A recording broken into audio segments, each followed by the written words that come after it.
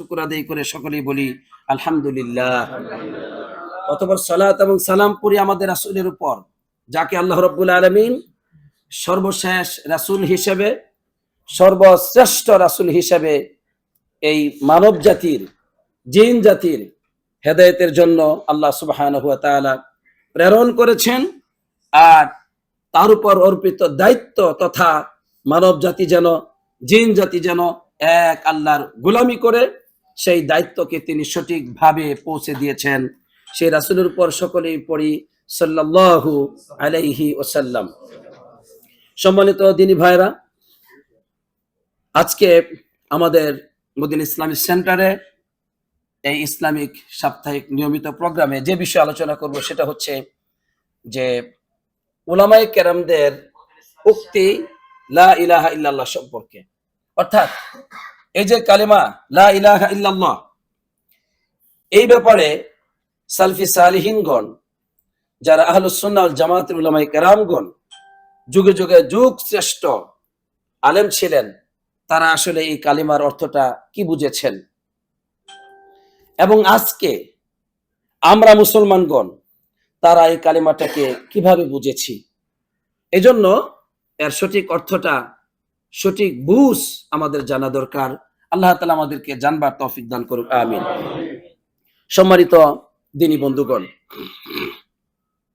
আল্লাহ রাব্বুল আলামিন তিনি আমাদেরকে একটা কালেমা দিয়েছেন।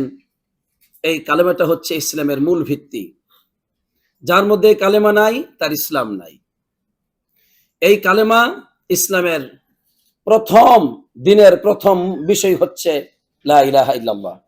দিনের সর্বশেষ বিষয় হচ্ছে লা ইলাহা ইল্লাল্লাহ। এই কালেমা সমস্ত নবী রাসূলগণকে আল্লাহ তাআলা দায়িত্ব দিয়েছেন, তারা যেন তাদের কওমের কাছে এই লা ইলাহা ইল্লাল্লাহ পৌঁছে দেয়। এই কালেমা ছাড়া পৃথিবীতে যত মানুষ আছে তাদের কারো মুক্তি নেই। এই কালেমার অর্থ তারা যদি না বুঝে, এই কালেমার দাবি তারা যদি পূরণ না করে, তাহলে আল্লাহ তাআলা ওয়াদা দিয়েছেন পৃথিবীর কাউকে তিনি মুক্তি দিবেন না। এজন্য দেখা যায় অসংখ্য নবীগণ এসেছেন, তারা এই কালেমার দাওয়াত দিয়েছেন, একজন মানুষ এই কালেমাকে গ্রহণ করে নাই। এজন্য ওই নবীর যাদের কাছে এসেছিলেন সকল উম্মত চির জাহান্নামী হবে, চির জাহান্নামী হবে। অনেক নবীগণ এসেছেন, তাদের সাথে একজন অথবা দুইজন ঈমান এনেছেন। তাহলে বোঝা গেল এই কালেমা ছাড়া আল্লাহ সুবহানাহু ওয়া তাআলা কোনো মানুষকে মুক্তি দিবেন না। এই কালেমার জন্যই আল্লাহ রাব্বুল আলামিন একটি বিচার দিবস রেখেছেন, কারা এই কালেমাকে গ্রহণ করেছে, কারা গ্রহণ করে নাই। এই কালেমার দাবি হক কারা পূরণ করেছে, কারা কালেমার অধিকারকে প্রতিষ্ঠা করেছে তাদের জীবনের মাধ্যমে, আর কারা করেনি, এই বিচার করবার জন্যই ইয়াউমুল হিসাব, ইয়াউমুল কিয়ামা হিসাবে একটি দিবস রয়েছে। যেই দিবসে সকল মানুষকেই পৃথিবীর প্রথম থেকে নিয়ে শেষ পর্যন্ত সবাইকে আল্লাহর সামনে দাঁড়াতে হবে। এই সেই কালেমা। এজন্য এই কালেমার দাওয়াত সমস্ত নবী রাসূলগণ দিয়েছেন। আল্লাহ রাব্বুল আলামিন সূরাতুল আম্বিয়ার 25 নম্বর আয়াতে কারিমায় বলছেন, ওমা আরসালনা মিন ক্বাবলিকা মির রাসূলিন ইল্লা নূহি ইলাইহি আন্নাহু লা ইলাহা ইল্লা আনা ফাবুদুন। হে রাসূল শুনুন, আপনার পূর্বে যত নবী রাসূলগণ, যত রাসূল আমি প্রেরণ করেছি, সমস্ত রাসূলের কাছেই আমি আল্লাহ নূহি ইলাই ওহী করেছি ওই রাসূলের কাছে। কি ওহী? আন্নাহু লা ইলাহা ইল্লা আনা, আমি আল্লাহ ছাড়া আর কোন ইলাহ নেই, আমি আল্লাহ ছাড়া আর কোন সত্য মাবুদ নেই। ফাবুদুন, তোমরা আমার গোলামি করো, আমার দাসত্ব করো, আমার আনুগত্য করো। এভাবে আল্লাহ তাআলা সমস্ত জাতির কাছে রাসূল প্রেরণ করেছেন এই কালেমার দাওয়াত দিয়ে। সুতরাং এই কালেমার সঠিক অর্থ যদি আপনি একজন মুসলিম হিসেবে না বুঝেন, এই কালেমার অধিকার হক আদায় করতে ব্যর্থ হবেন। আর যতটুকু ব্যর্থ হবেন ততটুকু কল্যাণ থেকে বঞ্চিত হবেন, যতটুকু ব্যর্থ হবেন ততটুকু আযাবে নিপতিত হবেন আখিরাতে, এবং দুনিয়াতে ব্যর্থ হবেন। সুতরাং এই কালেমার অর্থ যথাযথভাবে যত ভালোভাবে বুঝবেন ঠিক ততই আপনার জীবনে কল্যাণ হবে। এই কালিমার অধিকার হক দাবি যত বেশি আদায় করতে পারবেন আপনি শ্রেষ্ঠ মানুষ হয়ে যাবেন। আজকের আলোচনা শোনার পর এই কালিমার অধিকার প্রতিষ্ঠার জন্য যদি আপনি আপনার জীবনের সব কিছুকে বিলীন করেন, ব্যয় করেন, আল্লাহ তাআলা আপনাকে শ্রেষ্ঠ থেকে শ্রেষ্ঠতর পৌঁছে দিবেন। আল্লাহ সুবহানাহু ওয়া তাআলা আলহামদুলিল্লাহ আপনার জীবনের পরিবর্তন হয়ে যাবে। আল্লাহ তাআলা ভাগ্যবান বান্দা হিসেবে আপনাকে গ্রহণ করবেন, আপনাকে আল্লাহ তাআলা নাজাত দিবেন, আপনাকে আল্লাহ তাআলার নেক বান্দা হিসেবে, গোলাম হিসেবে কবুল করবেন। আলহামদুলিল্লাহ। তাহলে এই কালেমার যথাযথ সঠিক ব্যাখ্যা অবশ্যই আমাদের জানবার দরকার আছে না নাই? আছে। শুনুন, ইবনে জারির রহমাতুল্লাহি আলাইহি তিনি ছিলেন যুগ শ্রেষ্ঠ আলেম।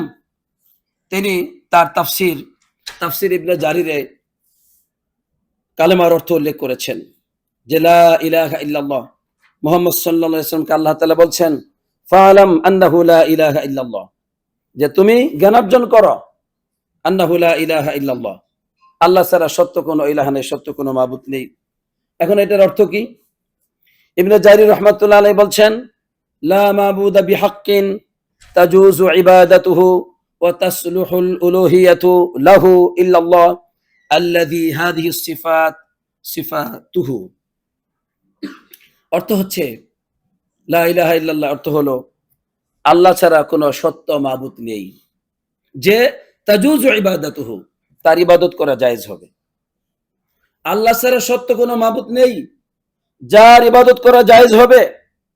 ওয়া তাসলুহুল উলুহিয়াতু লাহু, তার জন্য উলুহিয়া সাব্যস্ত করা, উলুহিয়া ইবাদত তার জন্য করা, এটা সাব্যস্ত করা ঠিক হবে এমন কেউ নাই ইল্লাল্লাহ, আল্লাহ ছাড়া।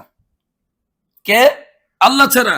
আল্লাযী হাযিহি সিফাতুহু, যেই আল্লাহর এই সিফাত, এই গুণটা কি? উলুহিয়া। গুণটা কি? উলুহিয়া। অর্থাৎ ইবাদত পাওয়ার অধিকার, গোলামি এবং দাসত্ব আনুগত্য পাওয়ার অধিকার যার, তাকে বলা হয় ইলাহ। এবং ওই ইলাহ, ওই সত্তার মধ্যেই উলুহিয়া এই গুণটি রয়েছে, ইবাদতের অধিকার। এটা কার মধ্যে রয়েছে? আল্লাহর মধ্যে। আল্লাহ ছাড়া কারো জন্য এই উলুহিয়া, এই ইবাদত কারো জন্য জায়েজ নাই, একমাত্র আল্লাহর জন্য। এই গুণ আল্লাহর, আর কারো না। এটা ইবনে জারির রাহমাতুল্লাহ আলাইহি তিনি বলছেন। এরপরে তিনি আরো বলছেন, হে মুহাম্মদ সাল্লাল্লাহু আলাইহি ওয়াসাল্লাম, আল্লাহ বলছেন ফাআলাম, এজন্য তিনি বলছেন যে আল্লাহ বলছেন হে মুহাম্মদ শোনো, আন্নাহু লা মা'বুদা তামবাগি আও তাসলুহু লাহুল ইলাহিয়া, অর্থাৎ কোনো মাবুদ নেই যে তোমার জন্য উচিত তার জন্য উলুহিয়াকে নির্ধারণ করা, এমন কেউ নাই। এবং কোন মানুষের, তুমি এবং অন্য কোন মানুষের ইবাদত করা তার জন্য জায়েজ, এমন কোন ইলাহ নেই, এমন কোন মাবুদ নেই ইল্লাল্লাহ, আল্লাহ ছাড়া। আল্লাযী হুয়াল খালিকুল খালকি, যিনি সকল কিছুর একমাত্র সৃষ্টিকর্তা, ও মালিকু কুল্লি শাই, যিনি সকল কিছুর একমাত্র মালিক। তার ইবাদত একমাত্র কার জন্য? আল্লাহর জন্য। এটাই এই কালেমা সাব্যস্ত করে, এটাই এই কালেমা সাব্যস্ত করে। ইমাম বাকাই রহমাতুল্লাহ আলাইহি তিনি বলছেন যে এই কালেমার অর্থ হচ্ছে যে প্রথমেই নাফি করা হলো ইনতিফাআন আযীমান, মানে কঠোরভাবে অস্বীকৃতি জ্ঞাপন করা হলো আইয়াকুনা মা'বুদুন বিহাক্কিন গায়রুল মালিকিল আযম, যে আল্লাহ ছাড়া, মহান মালিক ছাড়া আর অন্য কোন সত্য মাবুদ আছে এটা নাই। দুই, আর এই এলেমটাই আল্লাহ সম্পর্কে, এই যে এলেম যে আল্লাহ ছাড়া সত্য কোনো মাবুদ না, একমাত্র ইবাদত হবে তার জন্য, আপনি আমি একমাত্র ইবাদত তার জন্যই করব, এই যে জ্ঞান, এই জ্ঞান হচ্ছে আযমুল যিকর আল মুনজিহি মিন আহওয়ালিস সাআ, কিয়ামতের বিভীষিকাময় ভয়াবহ পরিস্থিতি থেকে মুক্তির জন্য এটা হচ্ছে সবচেয়ে বড় উপদেশ। সুবহানাল্লাহ। যে এই জ্ঞান, যে তোমার মধ্যে এই জ্ঞান আছে, একমাত্র তুমি আল্লাহর ইবাদত করবে, আল্লাহ ছাড়া অন্য কারো ইবাদত করবে না। এই সিফাতুল উলুহিয়ার এই গুণটি, ইবাদত পাওয়ার অধিকারের এই গুণটি আর কারো জন্য নাই। বলছে এই জ্ঞানটা কিয়ামতের ভয়াবহ ওই বিভীষিকাময় মহা ভয় থেকে, মহা আযাবের ভয় থেকে একজন বান্দাকে মুক্তি দিবে। সুবহানাল্লাহ। সুতরাং এই কালেমা সম্পর্কে আল্লাহ তাআলা মুহাম্মদ সাল্লাল্লাহু আলাইহি ওয়াসাল্লামকে জ্ঞানার্জন করতে বলেছেন। এই কালেমা এখন বলছেন ওয়া ইন্নামা ইয়াকুনু ইলমান ইযা কানা নাফিআন। ইলমটা ইলম হিসেবে তখনই সাব্যস্ত হবে যখন ইলমটা উপকারী হিসাবে স্থান পায়। ইলমটা উপকারী ইলম হতে হবে। আর উপকারী ইলম তখনই হবে ইযা কানা মাআল ইযআন ওয়াল আমাল বিমা ইয়াক্তাজিহি। উপকারী ইলম তখনই সাব্যস্ত হবে যখন ওই ইলমটা কেমন হবে? এই কালেমা সম্পর্কে আনুগত্য থাকবে, আনুগত্য থাকবে। ওয়াল আমাল বিমা ইয়াক্তাজিহি, ওই কালেমা যেটা দাবি করে বা ওই ইলম যেটা দাবি করে আমল, ওই আমল ওয়াল আমাল বিমা ইয়াক্তাজিহি, অর্থাৎ এই কালেমা যে দাবি করে বা এই ইলমটা যে দাবি করে, এই কালেমার অর্থ হলো একমাত্র আল্লাহর জন্য আপনি ইবাদত করবেন, আমল করবেন। এই আমলটা যদি আপনার মধ্যে থাকে, আনুগত্য যদি থাকে, তখনই এই ইলমটা উপকারী ইলম হিসেবে সাব্যস্ত হবে। অন্যথায় এই যে মানুষ লা ইলাহা ইল্লাল্লাহ পড়ছে, তারা এটা জানে না যে এক আল্লাহর জন্য ইবাদত করতে হবে আমাকে, এটা জানে না। জীবনের সকল ক্ষেত্রে আমি আল্লাহর গোলাম, ইবাদত দাসত্ব এটাই হচ্ছে আমার মুক্তির পথ। আমি পৃথিবীতে এসেছি ইবাদত করার জন্য। এই যে রাত আমার রব দিয়েছেন গোলামের জন্য, দিন দিয়েছেন আমার রব গোলামের জন্য, আমাকে যত নিয়ামত দিয়েছেন তিনি দিয়েছেন তার ইবাদত করার জন্য। এ কোরআন দিয়েছেন আমি তার গোলামি করব, রাসূল পাঠিয়েছেন আমি সেই রাসূলের পথ অনুসরণ করব, আমি আল্লাহর গোলামি করব। তো এই যে আল্লাহর ইবাদত করতে হবে, এই বিষয়টি সে যদি না বুঝে, সে যদি না জানে, তাহলে এই ইলম তার জন্য উপকারী হবে না। এজন্য অধিকাংশ মানুষের ইলম তার জন্য উপকারী নয়। তাই তিনি বললেন যদি ইবাদতই না থাকে, এই কালেমার ইলম অর্জন করার পর যদি এই কালেমার দাবি হচ্ছে আমল করা, আনুগত্য করা, এইটাই যদি কোনো মানুষের মধ্যে না থাকে, তাহলে ফাহুয়া জাহালুন সিরফুন, সেটা শুধুমাত্র অজ্ঞতা ছাড়া আর কিছুই না। নাউজুবিল্লাহ। অজ্ঞতা। লা ইলাহা ইল্লাল্লাহ পড়েছেন, অজ্ঞতাবশত পড়েছেন, কোনো মূল্য নেই আল্লাহর কাছে। লা ইলাহা ইল্লাল্লাহ পড়েছেন অজ্ঞতাবশত, এর দাবি কি, এর অর্থ কি আপনি বুঝেন না, তাহলে এটা হচ্ছে মূর্খতা, এর কোনো মূল্য আল্লাহ রাব্বুল আলামিন দিবেন না। তাহলে অধিকাংশ মানুষকে লা ইলাহা ইল্লাল্লাহ বুঝে, শুধু মুখে বলে লা ইলাহা ইল্লাল্লাহ। এটা এই বলা দ্বারা তারা মনে করছে আমরা মুক্তি পেয়ে যাব। কি বলেন, তাই না? মনে করছে যে আমরা গায়াতুল ইসলাম, ইসলামের শেষ প্রান্তে পৌঁছে গেছি আমরা। সেটা কি? আমরা তো লা ইলাহা ইল্লাল্লাহ পড়ছি, কিন্তু কোনো ইবাদত নাই, আল্লাহর কোনো আনুগত্য নাই। তো আল্লাহর যদি আনুগত্য না থাকে, তাহলে এই কালেমা সে পড়েছে, এটা আল্লাহ গ্রহণ করবেন? করবেন না, আল্লাহ গ্রহণ করবেন না। তাই উলামায়ে কেরামগণ এইভাবে বক্তব্য দিয়েছেন যে কালেমার দাবি পুরা করতে হবে, এটা এক আল্লাহর উবুদিয়ত, এটা প্রমাণ করে যে আল্লাহর জন্য আপনি ইবাদত করবেন, আর কারো ইবাদত করবেন না। কোথায় সেটা? শুনুন, ইমাম ইবনে হুবাইরা রাহমাতুল্লাহি আলাইহি তিনি বলছেন, তুমি যখনই বলবে ফাইদা কুলতা লা ইলাহা ইল্লাল্লাহ, লা ইলাহা ইল্লাল্লাহ যখনই বলবে, তখন ফাকাদ ইস্তামালা নুতকুকা হাযা আলা আন্নামা সিওয়াল্লাহ লাইসা বিইলাহ, তখন এই তুমি যে বাক্যটি উচ্চারণ করলে মুখ দিয়ে, এটা শামিল করে, তখন কোন জিনিসকে শামিল করে?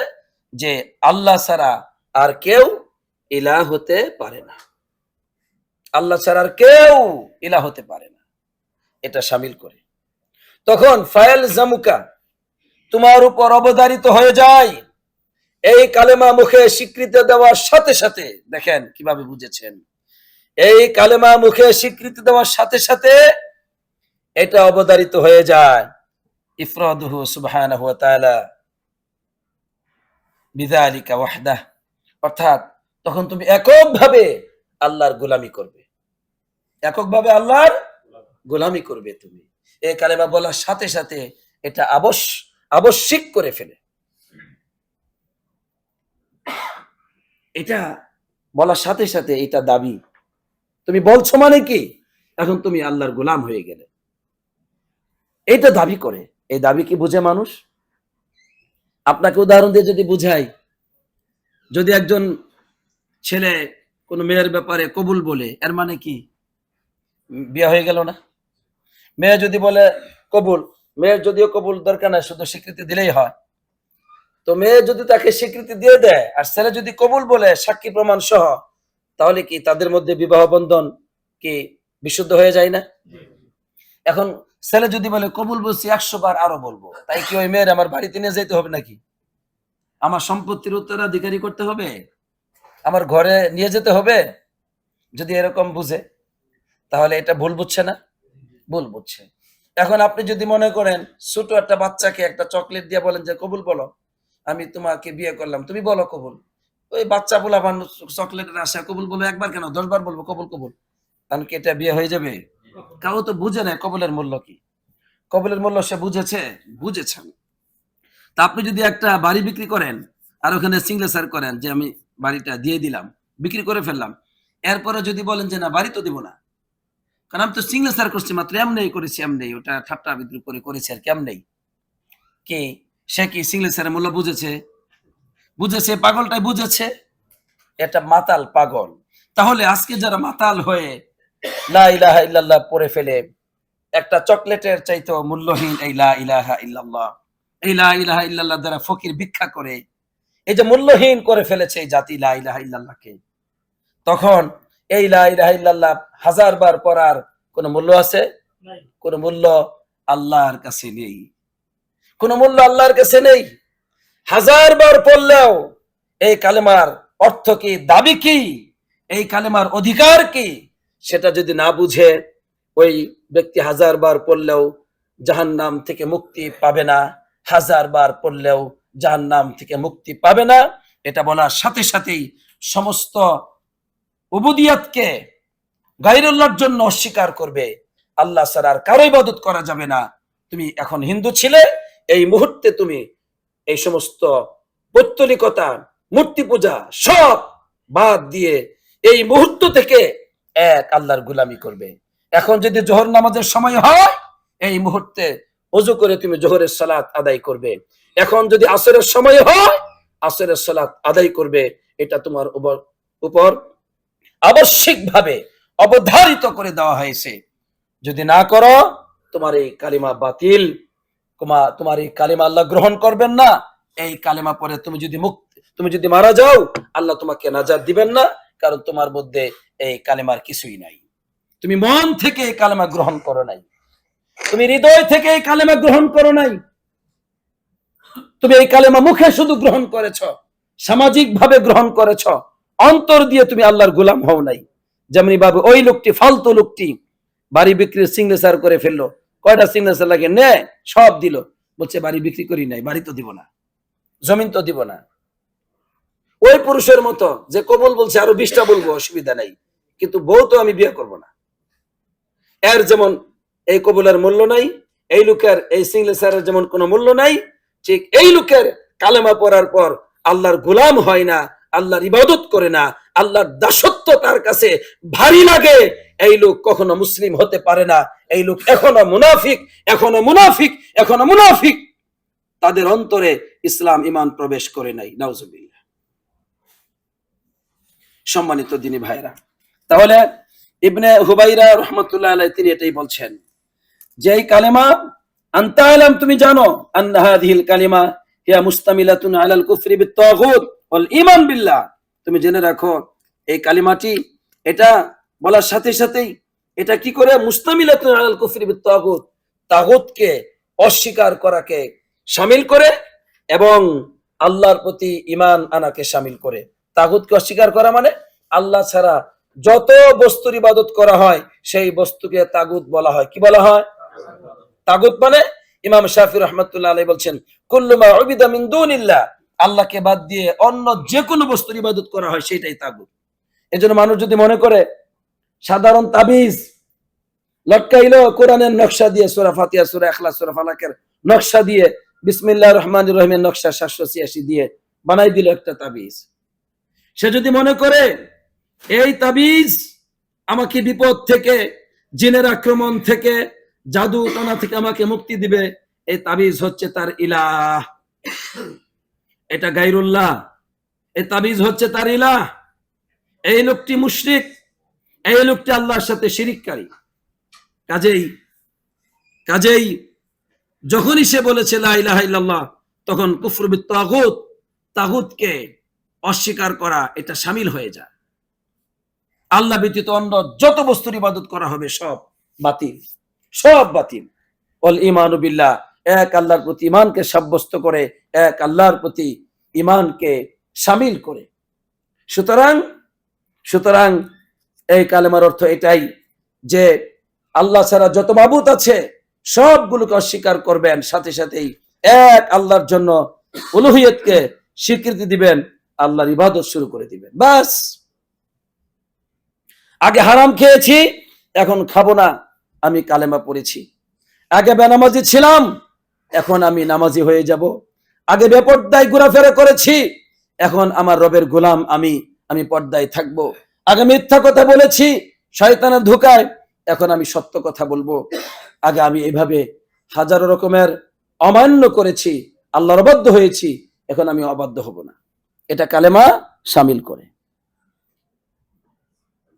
আর এই জাতি মনে করে কালেমা পড়ছি তো ইসলামের শেষ প্রান্তে পৌঁছে গেছি, নামাজ নাই, নামাজ পড়েন না কেন? সময় পাই না, বুঝতে সময় পাই না, কিন্তু মন চায়, ওকে গেল।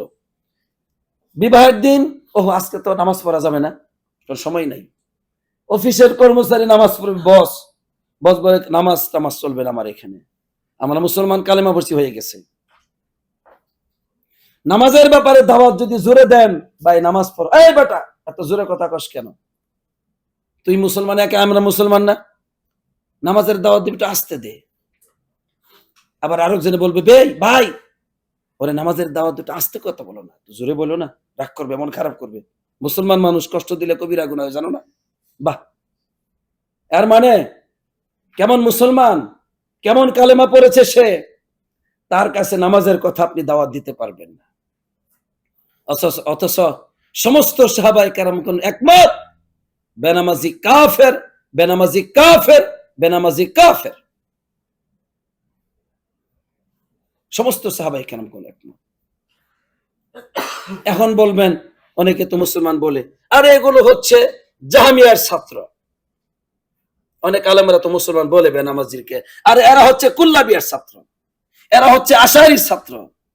আশারিয়ারা ভ্রান্ত আকীদা, বেদাতি আকীদার এরা। এই বেদাতি আকীদারা এই কালেমা সম্পর্কে বলেছেন ইবাদত লাগবে না, ইসলাম গ্রহণ করলে ইমানদার হওয়ার জন্য ইবাদত দরকার নেই। এই বেদাতিদের কিতাবের মধ্যে রয়ে গেছে। ইলা অর্থ কি? ইলা অর্থ হচ্ছে খালেক, বলে নাউজুবিল্লাহ। ইলা অর্থ খালেক, সৃষ্টিকর্তা। ইলা অর্থ সত্য মাবুদ না, এজন্য ইবাদত লাগে না ওদের, ইসলাম পরিবর্তন করে ফেলেছে। ইলা অর্থ হচ্ছে এক আল্লাহর ইবাদত করা, অন্য কারো ইবাদত না করা, এটা না। ইলা অর্থ হচ্ছে আল কাদির আলাল ইখতিরা, যিনি আবিষ্কার করার ক্ষমতা রাখেন। সুতরাং এক আল্লাহ আবিষ্কার করার ক্ষমতা রাখেন, আর কেউ রাখে না। এটা তাদের ঈমান, এটা তাদের ঈমান। এজন্য ইবাদত লাগে না, ইবাদত দরকার নাই, নামাজ দরকার নাই, সিয়াম দরকার নাই, হজ দরকার নাই, যাকাত দরকার নাই, কোন ইবাদত দরকার নাই। সম্মানিত দিনী ভাইরা, ইমাম ইস বিন আব্দুস সালাম তিনি বলছেন, এই কালেমা তো তাওহীদ দালালত করে কিসের উপর? আলা তাকলিফ বিল ওয়াজিব ওয়াল হারাম। আপনার উপর ওয়াজিব অবধারিত হয়ে যায় কালেমা বলার পরে পরেই। কালেমা বলার সাথে সাথেই অসংখ্য বিষয় আপনার উপর ওয়াজিব হয়ে যায়, অসংখ্য বিষয় আপনার উপর হারাম হয়ে যায়। মানতে হবে, যেগুলো ওয়াজিব মানতে বাধ্য আপনি কালেমা পড়েছেন,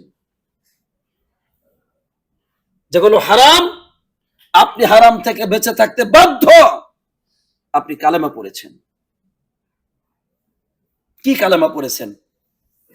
নামাজ লাগে না? সারা রাত নাচ গান বাজনা বাজে, আড্ডা মদ জুয়া সব চলে। আপনি কার গোলাম? আল্লাহর গোলাম নাকি শয়তানের গোলাম? তাহলে ইবাদত করতে হবে। মন চাইবে পড়বেন, মন না চাইলে পড়বেন না, আপনার ব্যাপার। কিন্তু কালেমা পড়লে আপনাকে আল্লাহর গোলামি করতে হবে। যদি বলেন কালেমা পড়বো না, না পড়লেন সেটা আপনার ব্যাপার। কিন্তু কালেমা পড়ার পর আবার দাবি করবেন আপনি মুসলমান, আপনার মধ্যে ইবাদত থাকবে না, এ অধিকার আপনার নাই, আপনি মিথ্যাবাদী, আপনি মুনাফিক। মুনাফিক, এ মুনাফিকরা তারা বলতো, আল্লাহ বলছেন অমিনান নাসি মান ইয়াকুলু আমান্না বিল্লাহ ওয়া বিল ইয়াউমিল আখির। মানুষের মধ্যে অনেকেই বলে আমরা আল্লাহর প্রতি ঈমান এনেছি, আখিরাতের প্রতি ঈমান এনেছি। আল্লাহ বলছেন ওমা হুম বিমুমিনিন, এটা তাদের মুখের কথা, তারা ঈমান আনে নাই। ঈমান আনে নাই, ঈমান অন্তরে প্রবেশ করে নাই, মুখে শুধু লা ইলাহা ইল্লাল্লাহ, অন্তরে ঢুকে নাই। অন্তরে না ঢুকলে মুমিন হওয়া যাবে না। মুখে কালেমা উচ্চারণ করার পরও মুনাফিক মানুষ থাকে, কালেমা মুখে উচ্চারণ করার পরও মুনাফিক থাকে। মানুষ মুখে বলার পরেও আমি আল্লাহকে ভয় করি, আমি আখিরাতে মুক্তি চাই, এটা বলার পরেও মুখে মানুষ ভিতরে মুনাফিক থাকে। প্রমাণ, যদি ইবাদত না করে, যদি ইবাদত না করে। বুঝাইতে পারলাম? বুঝাইতে পারলাম? ইখাদিউন আল্লাহ, আল্লাহকে ধোঁকা দেয়, এটা বলে আমরা আল্লাহর প্রতি ঈমান এনেছি, আখিরাতের প্রতি ঈমান এনেছি। আল্লাহ বলছেন ইখাদিউন আল্লাহ, আল্লাহকে ধোঁকা দেয়। আসলে আল্লাহকে ধোঁকা দেয় না। ওমা ইয়াখদাউনা ইল্লা আনফুসাহুম, তারা নিজেরাই নিজেদেরকে ধোঁকা দিচ্ছে। ওয়ালা ইয়াশউরুন, তারা বুঝে না, তারা বুঝে না, অনুভূতি নাই তাদের। সুতরাং সুতরাং এই কালেমার অর্থ উলামায়ে কেরামগণ যেভাবে বুঝেছেন, আমরা সেভাবে বুঝি নাই। ইমাম ইমাম আয-যারকাশী রাহমাতুল্লাহ আলাইহি তিনি বলেছেন এই কালেমার মধ্যে ইসবাত এবং নফি রয়েছে। নফি মানে আল্লাহ ছাড়া আর কোন ইলাহ নাই। নফি, আল্লাহ ছাড়া আর কারো ইবাদত করা যাবে না, নফি। শেষ। কালেমা পড়লেন তো সমস্ত মাবুদ অস্বীকার করলেন। এখন আর মাজারে যাবেন না, এখন আর কবরে যাবেন না, এখন আর পীর সাহেবের দরবারে গিয়ে ধন্না দিবেন না। কালেমা পড়ার পরে তো আপনি পীর সাহেবকে আপনার ওই ইমাম মানতে পারেন না, আপনি যে আমাকে জান্নাতে নিয়ে যাবে, আমাকে আখিরাতে মুক্তি দিবে, আমার মাধ্যম, আল্লাহর মাঝে আমার মাঝে আমার পীর আমার মাধ্যম, তার কাছে আমি সব চাই, জীবিত পীর হোক মৃত পীর হোক। এই মাধ্যম গ্রহণ করা, এটা ইলাহ হিসেবে গ্রহণ করা, বলুন নাউজুবিল্লাহ। আরবের মুশরিকরা গ্রহণ করেছিল, ইল্লা লিয়ুকরিবুনা ইলাল্লাহি যুলফা, আমাদেরকে আল্লাহ নিকটবর্তী করে দিবে। এই মূর্তিগুলো কি ছিল? আল্লাহর ওলিদের প্রতিচ্ছবি। আল্লাহওয়ালা মারা গেলে তাদের দাবিতে যারা আল্লাহওয়ালা মারা গেলেই তার মূর্তি নির্মাণ করত। এদের মাধ্যমে আল্লাহ নিকটবর্তী হবে আর আল্লাহর কাছে পৌঁছে দিবে। এগুলো এখনো চলতেছে, একই জিনিস।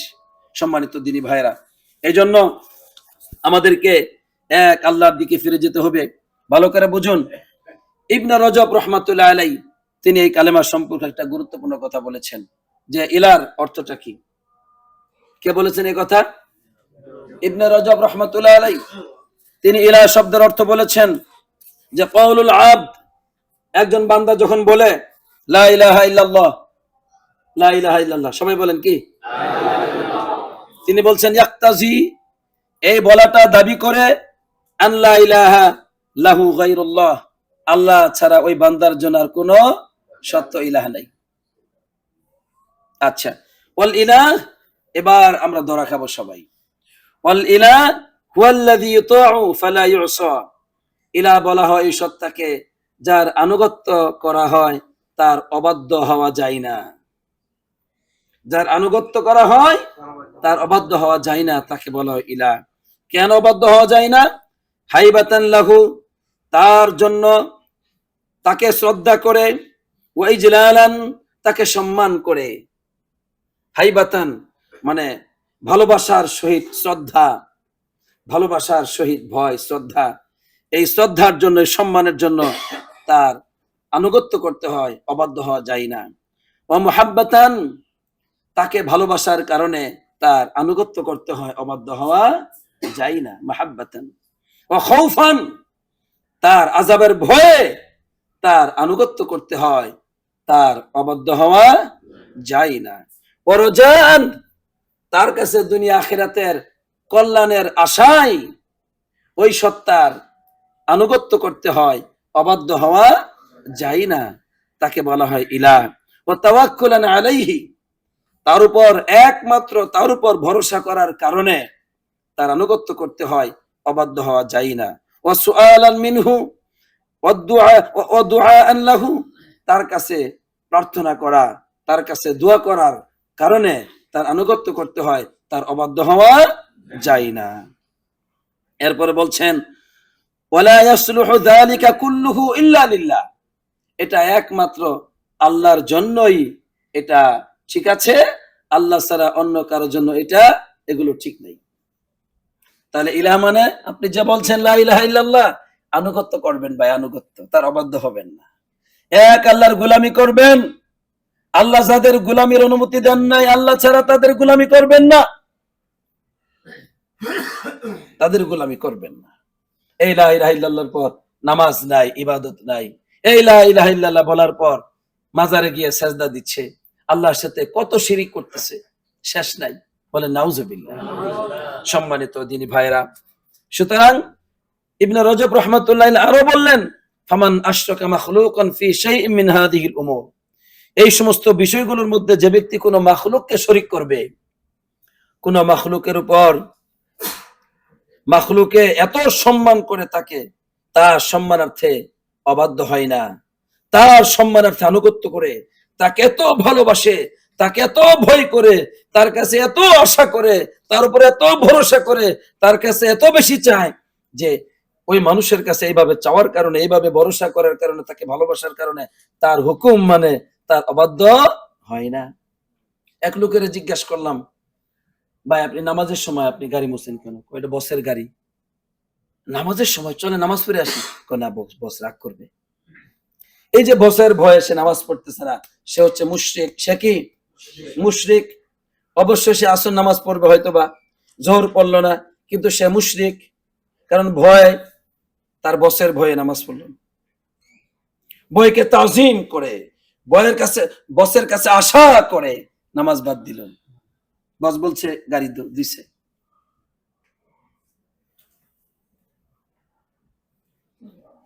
এই জন্য আল্লাহ ব্যতীত কাউকে ভয় করা যাবে না। এই কালেমা যখন পড়বে একটা মানুষ, তখন আকাশে জমিনে আল্লাহ ছাড়া কাউকে ভয় করবে না। সে কোনো ফেরেশতাকে ভয় করবে না, কোনো জিনকে ভয় করবে না, কোনো মাখলুককে ভয় করবে না, কারো ভয় তার অন্তরে থাকবে না। তবে আল খাউফ আত-তাবিঈ, একটা প্রকৃতিগত ভয় আছে না, সাপের ভয় আছে না, আমাদের উস্তাদের ভয় আছে না, মাইর দিব আজকে মনে হয়ে গেলে, এটা ইবাদত না। ইবাদত হচ্ছে না দেখে ভয় করতেছেন আপনি তাকে, এরপরে আপনি ভয় করতেছেন, সে যা চাবে তাই চাবে, সে যদি চায় আমার হত্যা করতে করে ফেলবে, সে যদি চায় আমার জীবন ধ্বংস হয়ে যাক, ধ্বংস হয়ে যাবে। এরকম ভয় যদি হয়, যেটা আল্লাহ ক্ষমতা রাখেন, এই ভয় যদি তাকে করেন, তাহলে মুশরিকুন লা শাক্কা ফিহি, আপনি মুশরিক হয়ে যাবেন, কোনো সন্দেহ নাই। সম্মানিত দিনী ভাইরা, এরপরে তিনি আরো বললেন যে এই সমস্ত বিষয়গুলো, এটা হচ্ছে আল্লাতিহা মিন খাসাইসিল ইলাহিয়া, এটা ইলাহিয়ার বৈশিষ্ট্য। ইলাহিয়ার অর্থাৎ যিনি আল্লাহ, যার এই উলুহিয়ার গুণগুলো আছে, ইবাদত পাওয়ার অধিকার যার আছে, এটা হচ্ছে তার বৈশিষ্ট্য। তিনি এগুলো পাবেন, তিনি সম্মান পাবেন, তিনি ভয় পাওয়ার অধিকার তার। আপনি ভয় করবেন তাকে, তার উপর ভরসা করবেন, তার কাছে চাইবেন, তার কাছে দোয়া করবেন। তো এভাবে তারা এই কালেমার ব্যাখ্যা করেছেন, এই কালেমার অর্থ করেছেন। সুতরাং এই কালেমার ইখলাসের ক্ষেত্রে তিনি বলছেন যে যখনই কোনো ব্যক্তি এই কালেমা বলার পর সে কোন রকম এই সমস্ত কাজে লিপ্ত হবে, তখন সে কাদহান ফি ইখলাসিহি, তার ইখলাসের মধ্যে সে সমস্যা সৃষ্টি করলো, ওয়ানাকসান ফি তাওহীদিহি, তার তাওহীদের মধ্যে সে সমস্যা সৃষ্টি করলো, অপূর্ণ হয়ে গেল। এজন্য মনে রাখবেন, আপনি যদি আজকে রাত্রে গুনাহ করেন, সারা রাত গান বাজনা শুনেন, এটা শিরিক। অনেক গুনাহকে শিরিক বলেছেন আর কি উলামায়ে কেরামগণ, যে কোনো গুনাহকে শিরিক বলছেন যে ওইটা যে সে তার মনের ইবাদত করলো। এজন্য শিরকুন আকবার আছে, শিরকুন আসগর আছে। তো এই যে গুনাহগুলো হয়, এগুলো কিন্তু গুনাহ, এগুলো কালেমার মধ্যে প্রভাব পড়ে। অর্থাৎ আপনার যেই পরিমাণ গুনাহ হয়, পাপ হয়, আল্লাহর অবাধ্য হন, ওই পরিমাণ আপনার এই কালেমার মধ্যে আঘাত পড়ে। বুঝাইতে পারলাম? আপনি যদি হারাম খান, শ্রমিকদেরকে ঠকান, মিথ্যা কথা বলেন, খারাপ কাজ করেন, আবার 5 ওয়াক্ত নামাজও পড়েন, ইবাদত করেন, ঠিক আছে, ওইদিকে ঠিক আছে, কিন্তু যতটুকু পরিমাণ আপনি অবাধ্য হন ওই পরিমাণ আপনার কালেমার ঘাটতি ঘটে। আমাদের সহিহ আকীদার ভাইরা মনে করে যে না, যারা আমরা আল্লাহর সাথে শিরিক করি না, মুরিদ হই না, কবর পূজা করি না, আমরা মনে হয় ভালোই আছি, 2-4টা গুনাহ করলে কিছুই হয় না, এটা মনে করে তারা। এজন্য অনেকে ধোঁকাবাজি খেলে, বলে শায়েখ অমুক টাকা নিয়েছিল, এখন তো টাকা দেয় না। আরে ওনা সহিহ আকীদার মানুষ, আমাদের ছাত্র কয় হ্যাঁ ঠিক আছে, কিন্তু ওই যে কালেমা বুঝে নাই, মনে করছে যে আমি তো শিরিক করতেছি না। আরে বেটা, এটাও তো কালেমার, তুমি আল্লাহর অবাধ্য হইতেছ। তুমি যে তার টাকাটা নিয়ে দিচ্ছ না, তুমি যে ওয়াদা ভঙ্গ করতেছো, বারবার কষ্ট দিচ্ছ তাকে, তার প্রতি জুলুম করতেছো, এটা তোমার কাদহান ফি কাউলিল্লাহ, কাউলি লা ইলাহা ইল্লাল্লাহ, এই লা ইলাহা ইল্লাল্লাহ যে বলেছো, এটার মধ্যে তুমি এটাকে নষ্ট করতেছো। বুঝাইতে পারলাম? এজন্য আপনি যে কোনো গুনাহ করবেন, যে কোনো অবাধ্য হবেন, অবাধ্য হলেই এই লা ইলাহা ইল্লাল্লাহ দুর্বল হয়ে গেল। আর যত আনুগত্য করবেন, যত ইবাদত করবেন, যত পাপ থেকে বিরত থাকবেন, তত লা ইলাহা ইল্লাল্লাহ শক্তিশালী হলো। আলহামদুলিল্লাহ। এটাই, এই কথাটি ইমাম সৈয়দ রহমতুল্লাহ আলাইহি বলেছেন, ইমাম ইবনে হাজার আল হাইতামি তিনি বলেছেন, ইমাম সানআনী বলেছেন, মোহাম্মদ বিন আব্দুল ওয়াহাব বলেছেন, মোহাম্মদ বিন আলী বিন গরিব তিনি বলেছেন, সুলাইমান আব্দুল্লাহ আলু শেখ তিনি বলেছেন, আব্দুর রহমান হাসান আলু শেখ তিনি বলেছেন, আল মাসুমি আল খুজান্দি তিনি বলেছেন, ইবনে বাজ রহমতুল্লাহ আলাইহি বলেছেন। আচ্ছা, ইবনে বাজ রহমতুল্লাহ আলাইহির কথাটা শেষ করে আমি আলোচনা শেষ করছি। ইবনে বাজ রহমতুল্লাহ আলাইহি বলেছেন, মানা শাহাদা, এই যে সাক্ষ্য দেওয়া, যে আইয়াশাদা বিলিসানিহি ওয়া বিকলবিহি, অর্থাৎ একজন ব্যক্তি লা ইলাহা ইল্লাল্লাহর সাক্ষ্য দিবে তার জবান দ্বারা, বিকলবিহি তার অন্তর দ্বারা, জবান দ্বারা, অন্তর দ্বারা, আল্লাহ মাহবুদ হাক্কুন ইল্লাল্লাহ, আল্লাহ ছাড়া আর কোনো সত্য তার মাবুদ নাই। ইয়াশহাদু বিলিসানিহি ওয়া ইউমিনু বিকলবিহি, সে জবান দ্বারা সাক্ষ্য দিবে আর অন্তর দ্বারা ঈমান আনবে, আন্নাহু লা ইলাহা ইল্লাল্লাহ, আল্লাহ ছাড়া সত্য কোনো মাবুদ নাই, ইয়ানি লা মাবুদ হাক্কুন ইল্লাল্লাহ, আল্লাহ ছাড়া আর কোনো সত্য মাবুদ নাই। ওয়া আন্নামা আবাদাহুন নাস মিন দুনিল্লাহ, আল্লাহ বাদ দিয়া মানুষ যত ইবাদত করে, মিন আসনাম, সেটা মূর্তি পূজা হতে পারে, আমওয়াত মৃতরা হতে পারে, নবী রাসূল যেই হোক না মৃত, আশজার বৃক্ষ হতে পারে, আহজার পাথর হতে পারে, মালায়েকা হতে পারে, আও গায়রিহিম অন্য কিছু হতে পারে, বলছে কুল্লুহু বাতিল, সবগুলি বাতিল, আল্লাহ বাদ দিয়ে যাদের ইবাদত করা হয়। সুতরাং একমাত্র ইবাদত করতে হবে কার? আল্লাহর। এটাই সবাই বলেছেন, এই কালেমা একমাত্র আল্লাহর ইবাদতকে সাব্যস্ত করে আল্লাহ ছাড়া যত ইবাদত আছে, যত মাবুদ আছে, সবগুলিকে বাতিল বলে ঘোষণা করেছে। ইমাম ইবনে উসাইমিন রাহমাতুল্লাহ আলাইহি তিনি একই কথা বলেছেন, যে শাহাদা অর্থ হলো আন্নাহু লা ইলাহা ইল্লাল্লাহ, আল্লাহ ছাড়া সত্য কোনো মাবুদ নাই, আইয়া তারিফাল ইনসানু বিলিসানিহি, মানুষ তার জবান দ্বারা স্বীকৃতি দিবে, ওয়া কলবিহি এবং অন্তর দ্বারা স্বীকৃতি দিবে, বিআন্নাহু লা মাবুদ হাক্কুন ইল্লাল্লাহু আযজা ওয়া জাল্লা, আল্লাহ ছাড়া সত্য কোনো মাবুদ নেই, ফাকুল্লু মা উবিদা মিন দুনিল্লাহ ফাহুয়া বাতিল, আল্লাহ ব্যতীত অন্য যত বস্তুর ইবাদত করা হয় সব বাতিল। আল্লাহ বলেছেন, যালিকা বিআন্নাল্লাহা হুয়াল হক ওয়া আন্না মা ইয়াদউনা মিন দুনিহি হুয়াল বাতিল, ওই আল্লাহই সত্য আর ওই আল্লাহ বাদ দিয়ে অন্য যাদেরকে ডাকা হয়, যাদের ইবাদত করা হয়, সবগুলি বাতিল। পরিষ্কার হলো? তাহলে আজকে থেকে আমরা কালেমার অর্থ জানলাম। কালেমার অর্থ কি বোঝায়? এক আল্লাহর গোলামি কি বোঝায়, আল্লাহ ছাড়া অন্য কারো গোলামি করব না, আমার অন্তরের গোলামিও করব না।